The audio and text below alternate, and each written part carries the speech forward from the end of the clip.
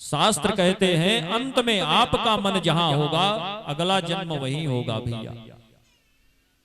अब अंते यामति सागति, अंत में जहां मति होगी अगला जन्म वहीं होगा। अब हिरण के बच्चे को हिरण को याद करते करते इनकी मृत्यु हुई, सो अगला जन्म इनका भी हिरण की योनि में हुआ। पर ज्ञान नहीं गया, ज्ञान बना रहा। ज्ञान बना रहने के कारण ये हरे पत्तों को नहीं खाते थे, बिल्कुल सावधान रहते, गिरे हुए सूखे पत्तों को खाकर जल पी करके 3 पैरों पे खड़े रहते। कालांतर में इनका शरीर छूट गया, पुनः एक ब्राह्मण देवता के यहाँ जन्म लिए। इस जन्म में भी इनका नाम भरत पड़ा। पर इनके माता पिता ने बहुत प्रयास किया, पर ये कुछ पढ़े नहीं, जन्म से योगी थे भैया, ज्ञान तो था ही। अंततः माता पिता तो काल के गाल में चले गए। अब भाइयों ने इनको खेत पे रखवाली के लिए लगा दिया।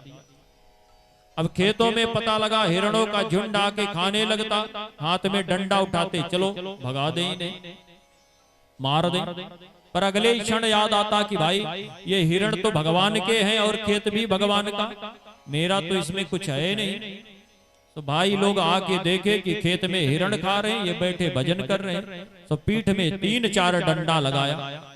जो हिरणों को भगाने वाला नील गायों को डंडा था, उसी डंडे से इनके पीठ में 3-4 डंडा भाइयों ने लगाया और भगा दिया। अब तो ये बड़े मस्त होके आ गए भैया वन में। एक दिन वन में कोल भीलों का एक राजा था, उसके कोई संतान नहीं थी भैया।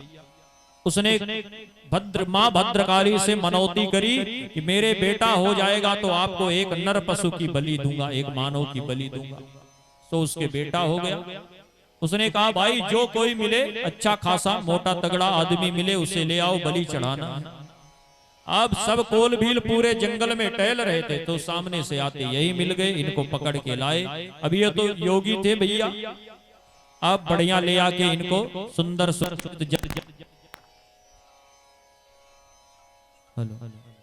सुंदर सुवासित जल से स्नान कराया, माथे में तिलक लगाया, बढ़िया माला पहना दी, चकाचक अनेक प्रकार के मिष्ठान भोजन करवाए।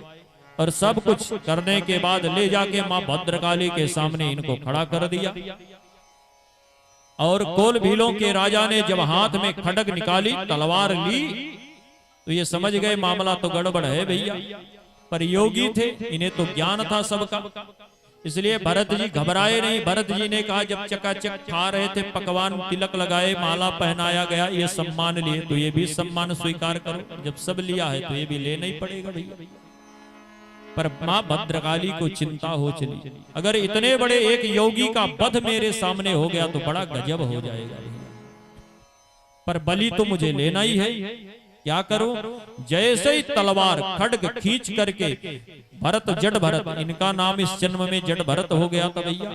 जैसे ही मारना चाहता था कि इनकी बलि हो जाए, उसी समय बड़े जोर की आवाज हुई, गर्जना हुई बड़े जोर की भैया। और गर्जना के साथ माँ काली की मूर्ति फट गई। सासो चाटई वकाली, माँ भद्रकाली साक्षात प्रकट हो गई। एक झटके में झपट कर उस कोल भीलों के राजा को पकड़ा, फाड़ दिया, फाड़ करके उसके रक्त का पान करके उसी की बलि स्वीकार कर ली।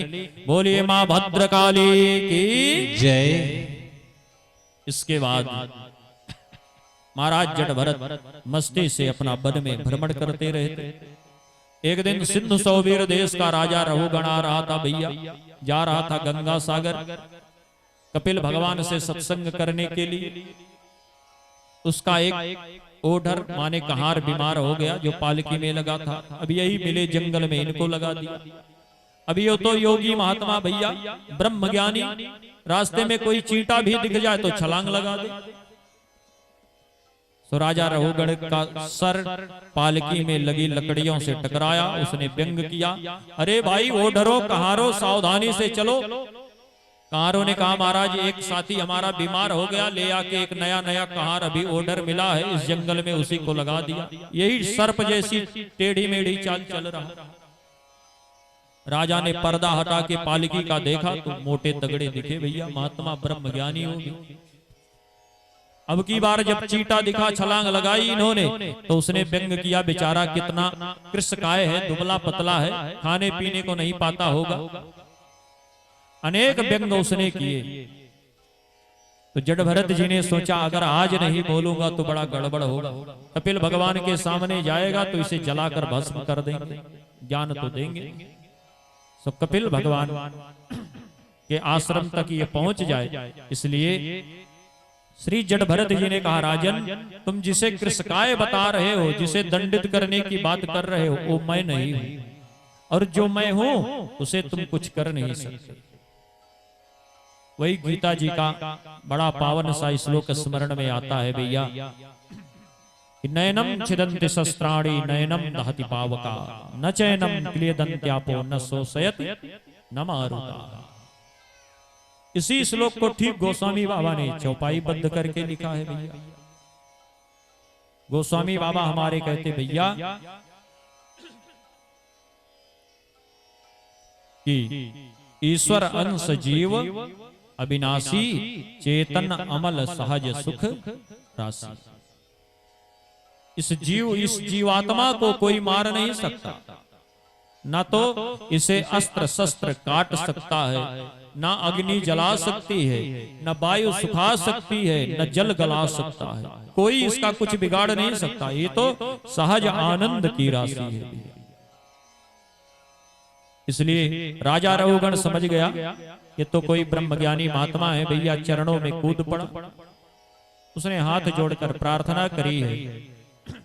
और सुखदेव जी कहते भैया परीक्षित एक एक करके बड़े सुंदर सुंदर प्रश्न राजा रघुगण करता गया है, और श्री जड़ भरत जी उसके प्रश्न का बड़ा ही विस्तृत उत्तर दिए हैं पंचम स्कंद में, जिसको भवाटवी के नाम से जाना जाता है। भवाटवी का मतलब इस संसार रूपी वन में जो भटक रहे हैं, कोई रास्ता नहीं दिख रहा, किधर से जाएं, चारों तरफ अज्ञान का अंधकार है, वहां पर मानो हाथ पकड़ करके जड़ भरत जी ने रास्ता दिखा दिया, इधर से चलो पार हो जाओगे। बोलिए जड़ भरत जी महाराज की जय। इसके बाद पंचम स्कंद के विश्राम में अंत में बड़ा सुंदर वर्णन किया है सुखदेव भगवान ने, परीक्षित जी को सुनाया है किस प्रकार से कि सूर्य की गति क्या है, सूर्य का आकार क्या है, और इस पृथ्वी से सूर्य की ऊंचाई क्या है। एक एक करके नक्षत्र तारा ग्रह नदियों का वर्णन, गिरी माने पहाड़ों का वर्णन, पर्वतों का वर्णन, और सप्त समुद्रों का भी बहुत ही विस्तृत वर्णन करके एक एक नदियों को भारत वर्ष की, इस भारत भूमि की नस बताया गया है। जितने वन हैं उन वनों का व्याख्यान सुखदेव भगवान ने किया, भूगोल और खगोल का विस्तृत वर्णन करके, और पंचम स्कंद के बिल्कुल अंत में 28 प्रकार के नरकों की, रौरवादी नरकों की चर्चा परीक्षित को सुनाई है।